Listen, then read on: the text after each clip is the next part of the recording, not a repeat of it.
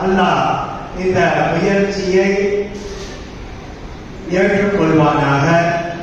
இதன் மூலமாக பெண்களுக்கும் ஆண்களுக்கும் விழிப்புணர்வை, இந்த மார்க்கத்தை கற்றுக்கொள்வதற்குண்டான ஒரு வாய்ப்பை தந்தது புரிவானாக.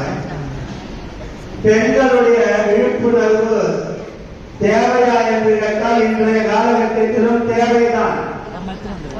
நிஸ்வான் மதரசாக்கள் தமிழ்நாட்டில் நிறைய இருக்குது, மக்தபுகள் இந்த ஊர்ல நிறைய இருக்குது, கல்வி பயிற்றுக் கொண்டுதான் இருக்கிறாங்க, துஆக்கள் சொல்லிக் கொடுக்கப்படுகின்றது, சட்ட திட்டங்கள் விளக்கப்படுகின்றது.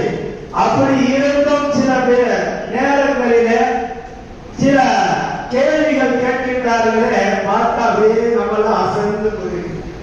இப்ப குர்பானி சம்பந்தமா இப்ப 20 மாசம் திறந்து இருக்குது. இதுலயும் சில விஷயங்களை கேட்கிறாங்க. எப்படி ஒருத்தவங்க வந்து என்கிட்ட கேட்டாங்க ஒரு கேள்வி, என்ன கேட்டாங்கன்னு கேட்டா, என் மருமக உண்டாயிருக்காமா, பிள்ளை கர்ப்பம் தரிச்சிருக்காங்க, இப்ப நான் குர்பானி கொடுக்கலாமான்னு சொன்னேன்.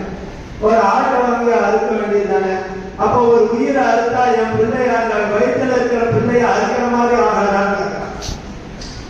இதெல்லாம் அறியாம விழிப்புணர்வு இல்லை. அங்க இப்ராஹிம் அலைஹிஸ்ஸலாம் அவர்களுக்கு கட்டளை இடப்பட்டது, அவர்களுடைய மகனார் இஸ்மாயில் அலைஹிஸ்ஸலாம் அவர்களை அறுக்கும்படி. அறுப்பதற்கு தயாரானார்கள், கத்தியும் தீட்டிவிட்டார்கள், அறுப்பதற்கு கழுத்திலே கத்தியையும் வைத்தார்கள். ஆனால் அறுக்கலா இல்லை, அல்லாஹ் தடுத்து விட்டான். அதற்கு பதிலாக ஆட்டை தான் அல்லாஹ் ஜல்லஷானஹு அனுப்பி வைத்தான். ஆக ஆடுதான் அறுக்கப்பட்டது. அந்த ஆட்டை அறுப்பது இஸ்மாயில் அலைஹிஸ்ஸலாம் அவர்களை அறுத்தது போன்றதா? இல்லை, அல்லாஹ் சோதித்தான். இப்தலா இப்ராஹீம் ரப்புஹு பிகலிமாத்தின். அல்லாஹ் ஜல்லஷானஹு தஆலா இப்ராஹிம் அலைஹிஸ்ஸலாம் அவர்களை சில விஷயங்களை கொண்டு சோதித்தான். அதிலே ஒன்றுதான் குர்பானி. குர்பானி தன்னுடைய பிள்ளையே அவர்கள் தியாகம் செய்கின்றார்களா, அறுக்கின்றார்களா என்பதை சோதித்தான். அதற்கு அவர்கள் தயாரானார்கள். அவர்களுடைய அந்த தியாகத்தை ஏற்றுக்கொண்டார். அதற்கு பகரமாக அல்லாஹ் ஆட்டை அனுப்பினார். ஆக ஒரு குழந்தை கர்ப்பத்திலே உருவாகியிருக்கின்றது என்பதன் காரணமாக குர்பானி கொடுக்க கூடாதுன்னா இல்லை, இதை புரிஞ்சுக்கணும். இல்ல யாராவது கர்ப்பம் உண்டாயிருக்காங்க, மருமகனோ மகனோ யாரோ, அதுக்காக வேண்டி குர்பானி கொடுக்காம வசதி வாய்ப்பு இருக்கா, குர்பானி கொடுத்தாகணும். யார்கிட்ட வசதி வாய்ப்பை பெற்றிருந்தும் எவர்கள் குர்பானி கொடுக்கவில்லையோ அவர்கள் பலாயும் கடலை பண்ண முசல்லானா. அருணாயின் ஸல்லல்லாஹு அலைஹி வஸல்லம் சொல்லியிருக்காங்க, மன் வஜத ஸஹதன் ஃபலம் யுலக்க. யார் வசதி வாய்ப்பை பெற்றிருந்தும் அவர்கள் குர்பானி கொடுக்கவில்லை என்றால், உள்கியா கொடுக்கவில்லை என்றால், அவர்கள் நம்முடைய தொழும் இடத்தை நெருங்க வேண்டாம் என்று எச்சரிக்கை செய்கின்றார்கள். ஆக வசதி வாய்ப்பு இருக்கிறா, ஜகாத் கொடுக்கக்கூடிய சக்தி இருக்கிறா, பித்ரா கொடுக்கக்கூடிய சக்தி இருக்கின்றதா, அந்த அளவிற்கு நமக்கு வசதி வாய்ப்பு இருந்தா குர்பானி கொடுப்பது கடமை. பிள்ளை உண்டா இருக்கிறா இல்லையா, அதுக்கு இருக்கு சம்பந்தம் கிடையாது. இது ஒரு விஷயம் பெண்கள் புரிஞ்சுக்கணும். அடுத்ததாக பெருநாள் அன்னைக்கு இன்னொருத்தவங்க எனக்கு ஒரு கேள்வி கேட்டாங்க. அது மட்டும் சொல்றேன், சட்டத்தை நான் சொல்றேன். எனக்கு கேட்கப்பட்ட கேள்விகளுக்கு நான் பதில் சொல்றேன். அவங்ககிட்ட சொல்லிட்டேன், இருக்கக்கூடிய பெண்கள் விலகி கொள்ளணும். பெருநாள் அன்னைக்கு தலை முழுவதும், இது ஒரு கேள்வி. பெருநாள் அன்னைக்கு தலை முழுவதும் முழுவதும் என்ன செய்ய போறீங்க? வெள்ளிக்கிழமை நம்ம குளிக்கிறது இல்லையா? வருஷம் போல குளிக்கிறவங்க அதெல்லாம் என்ன? இல்ல அன்னைக்கு தலைமுறைக்காக பெருநாள் அதோட முடிஞ்சு போச்சு, என் வாழ்க்கையிலே வராம போயிடணும் பயப்படுறேன். அப்ப வாரம் குளிக்கிறவங்க தலை முழுவதும் தமிழ் வார்த்தை, அது ஏதோ ஒரு தப்பான கருத்துல அது பயன்படுத்தப்பட்டது. தலைக்கு குளிக்கிறோம், குளிக்கிறது முஸ்தலமை. பெருநாள் அன்னைக்கு குளிக்கிறது சுன்னத்து. ரெண்டு பெருநாளுக்கும் குளிக்க விட்டுருவாங்க. இந்த காலத்துல சகாபாக்களுடைய காலத்துல குளிக்கிறதுக்கு தண்ணி இல்ல, ஒரு பெண்ணால அதிகா நியமத்திருக்கிறாங்க. ஜும்மா அன்னைக்கு குளிக்கிறது சுண்ணத்து. அதே மாதிரி பெருநாள் அன்னைக்கு குளிக்கிறது சுண்ணத்து. வாலிப பருவம் கிடையாது. பரலான குளிப்பு அன்னைக்கு கண்டிப்பா குளிச்சாங்க. அப்ப தலை குளிக்க மாட்டோமா? அப்ப தலை முன்னோடு நம்ம புருஷனைய தலைமுறை அர்த்தமா? இல்ல நம்ம வீட்டையே தலைமுறை அர்த்தமா? கிடையாது. தலையை குளிக்கணும். குளிக்கிறது ஹராமோ இருந்தோ கிடையாது. குளிக்கலாம். குளிக்கிறது பெருநாள் அன்னைக்கு சுண்ணத்து. குளிக்கணும். இன்ஷா அல்லாஹ் இந்த விஷயத்தை விலகி கொள்ளுங்க. குளிக்காம இருக்க கூடாது. தண்ணி இருக்குதா நம்ம குளிக்கலாம். தேவை இருக்குதா, உடம்பு நல்லா இருக்குதா குளிக்கலாம். இதே போல சில சட்டங்கள் இப்ப உடம்பு சரியில்லாம இருக்குது, தண்ணீர் இருக்குது, ஒழுங்கு செஞ்சாலும் அல்லது குளிச்சாலும் நம்மளுக்கு உயிர் பயம் இருக்குது, அது உடம்பு இன்னும் ஜுரம் அதிகமாயிடும், உடல்நிலை மோசமாயிருந்தா தயமத்திலே இருக்கு. தயமத்தினுடைய விஷயங்கள் இருக்கு. யாரால தண்ணி இல்லாதது அதனால குளிக்கல, அதனால தொழுவுல. உடம்பு சரியில்லை, தலை வலிக்குது, ஜுரமா இருக்குது, அதனால குளிக்க முடியல, அதனால தொழுவுல. ஒழுங்கு செய்ய முடியல, இல்ல தயமம் செஞ்சுட்டு தொழுவுங்க. தயமம் செய்யலாம். ஆண்கள் தான் தயமம் செய்யணும், பெண்கள் தயமம் செய்யக்கூடாதுதான் இல்ல சட்டம். விரிவான சட்டம் இந்த தயமத்தில் இருக்குது. அப்ப குளிக்க முடியாட்டியும் குளிப்பு கடமையான நிலையில் கூட நம்மளால் குளிக்க முடியவில்லை என்றாலும் தயமம் செஞ்சுட்டு சுத்தமாயிருக்கலாம். தயமம் செஞ்சுட்டு வீட்டுல சுத்தமா இருக்கலாம். தயமம் ஒன்றும் பெரிய விஷயமே கிடையாது. அத நியத்து செய்யணும். தயமம் செய்யறேன் தொழுவதற்காக தயமம் செய்யறேன் நியத்து பாருங்க. அப்புறம் ஒரு தடவை மண்ணல கைய அடிச்சு மூஞ்சில தடை வைக்கணும். ஒரு தடவை கைய மண்ணல அடிச்சு முளக்கை வைக்கணும்னா போதும். வேற ஒண்ணும் கிடையாது. தயமம் ரெண்டே விஷயம் தான். ஒரு விஷயம் நியத் செய்யணும், இன்னொரு விஷயம் நம்ம முகத்திலையும் கையிலையும் மண்ணை கலவணும். இதுதான் தயமம். இந்த தயமம் செஞ்சாலே தொழுவம் செய்யலாம். தொழுவதற்கு அனுமதி இருக்குது. மட்டும்தான் தொழுவணும் கிடையாது. நம்ம அரபி மதுரவின் பிரகாரம் எல்லா தொழுகையும் தொழுவலாம். ஒரு தயமங்கள் கொண்டு பார்வல் தொழுவலாம், நபீனும் தொழுவலாம், அசர் தொழுகையும் தொழுவலாம், மகரிபும் தொழுவலாம். எல்லா தொழுகையும் ஒரு தயமத்தை கொண்டு தொழுவ முடியும். ஒழுவ முடியலடா. தயமத்தை முடிக்கக்கூடிய விஷயங்கள் என்னன்னு கேட்டா, ஒழுவ எந்தெந்த விஷயங்கள் முறிஞ்சு விடுமோ அத்தனை விஷயங்களும் தயமத்தையும் முடிக்கும். அதனால தாராளமா இந்த சட்டங்கள்ல எங்க சொல்லிக் கொடுக்கப்படுது? மனசாக்கள்ல சொல்லிக் கொடுக்கப்படுது. பள்ளிக்கூடங்கள்ல, இஸ்லாமிய கல்விக்கூடங்கள்ல சொல்லிக் கொடுக்கப்படுது. இதெல்லாம் நம்ம தெரிஞ்சுக்கணுமா இல்லையா? மாணவிகளை, நம்ம பிள்ளைகளை, பெண் பிள்ளைகளை அனுப்பணும். அந்த கல்வி கூடங்களுக்கு அனுப்பி மார்க்க சட்டங்களை விளங்கணும். நம்ம விளங்காம ஏதோ சொல்றோம்னா தொழக்கூடாது. முக்கியமாக எந்த விஷயங்களை நம்ம செஞ்சாலும் மிக முக்கியமா தெரிஞ்சு செய்யணும்.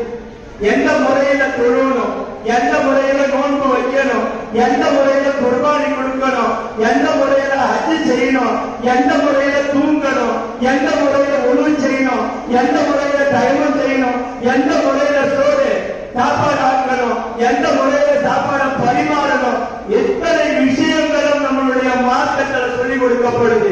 எந்த அளவுக்கு நாம் கைவகைக்கு சென்றாலும் எந்த முறையில போகணும் என்ற வழிமுறைகள் சொல்லிக் கொடுக்கப்படுது. குளிக்கக்கூடிய வழிமுறைகள் சொல்லிக் கொடுக்கப்படுகின்றது. பொருளினுடைய முறைகள் சொல்லிக் கொடுக்கப்படுகின்றது. தொழுக எப்படி தொழுவது என்ற வழிமுறைகள் சொல்லிக் கொடுக்கப்படுது. இதெல்லாம் தெரியாம ஏதோ பிறந்தோம், உலகத்துல வாழ்ந்தோம், ஏதோ மொத்தமாயிரம் பிள்ளைய பெற்றோம், பணம் இல்லாம சுவர்க்கம் கிடைக்குமா? அல்லாஹ் நம்ம சொர்க்கவாசிகளை முஸ்லிம்களுடைய லட்சியம், கடைசி லட்சியம் என்னன்னு கேட்டா சொர்க்கத்தாலே. அப்ப சொர்க்கம் கிடைக்கணும்னா என்ன செய்யணும்? அல்லாஹ்வை திருப்திப்படுத்தணும். அல்லாஹ்வை திருப்திப்படுத்தக்கூடிய விஷயங்கள் என்ன? அவன் எந்த விஷயத்தை செஞ்சா, எந்த வழிமுறையில செஞ்சா திருப்திப்படுவானோ, ஏற்றுக்கொள்வானோ அந்த முறையில நம்மளுடைய இபாதத்துகளை, வணக்கங்களை செஞ்சாலும் அவன் பொருந்தி கொள்ளும். அவன் பொருந்துகிறான். அவனுடைய பொருத்தம் தான் நமக்கு சொர்க்கத்தை வாங்கிக்கிறான். ஆக அன்பான பெரியவர்களே, அல்லாஹ்வின் நல்லடியார்களே, அப்ப அதே மாதிரி குர்பானியில இன்னொரு கேள்வி கேட்கிறாங்க. என்ன கேள்வி கேட்டாங்கன்னு கேட்டா, ஆடு, மாடு, ஒட்டகம்னா சொல்றாங்க அமைதியா. மாடு, ஒட்டகம் குர்பானி கொடுக்குறோங்க. மிச்சம் இன்னும் சில விஷயங்கள்லாம் நம்ம சாப்பிட்றதுக்கு அனுமதி கொடுக்கப்பட்டிருக்க. கோழிலாம் சாப்பிடலாம், சேவல் சாப்பிடலாம் இருக்கு, முயல் சாப்பிடலாம், ஆப்பு சாப்பிடலாம், மான்லாம் சாப்பிடலாமா, இதெல்லாம் குர்பானி கொடுக்கணுமா? இதெல்லாம் குர்பானி கொடுக்கக்கூடாது. ஆடு மாடு ஒட்டகம் மட்டும்தான் ரசூலுல்லாஹ்வுடைய காலத்திலிருந்து அதான் வழிமுறையில் கொடுக்கப்படுது. அல்லாஹ்வும் அன்ஆம்னு சொல்றான். கால்நடைகள்னு சொன்னா இந்த மூணு தான் நான் சொல்றான். ஆடு மாடு ஒட்டகம் இந்த மூணு தான் சொல்லப்படும். இதெல்லாம் குர்பானியில் கொடுக்கணும். சேவலோ புறாவோ இதெல்லாம் கொடுக்கக்கூடாது. அடுத்ததாக இன்னொரு கேள்வி என்ன கேட்கிறாங்கன்னா, குர்பானி இந்த வருஷம் வசதி வாய்ப்பு இருக்குது, நாங்கள் கொடுத்துறோம். அடுத்த வருடம் எங்களுக்கு வசதி வாய்ப்பு இல்லை, அப்ப குர்பானி கொடுக்க முடியலையே, கொடுக்காம இருக்கலாமா? கடன் வாங்கி கொடுக்கலாமா? வட்டிக்கு வாங்கி கொடுக்கலாமா? கூட இந்த வருஷம் வசதி இருக்குது, அல்லாஹ்வுடைய வசதியை கொடுத்தான், நர்வாக்கியத்தை கொடுத்தான், தௌஃபீகை கொடுத்தான், கொடுத்து நீங்க முடிச்சு. அடுத்த வருடம் வசதி இருந்தா கொடுங்க, இல்லைன்னா விட்டுருங்க. அல்லாஹ் கோச்சிக்க மாட்டான்.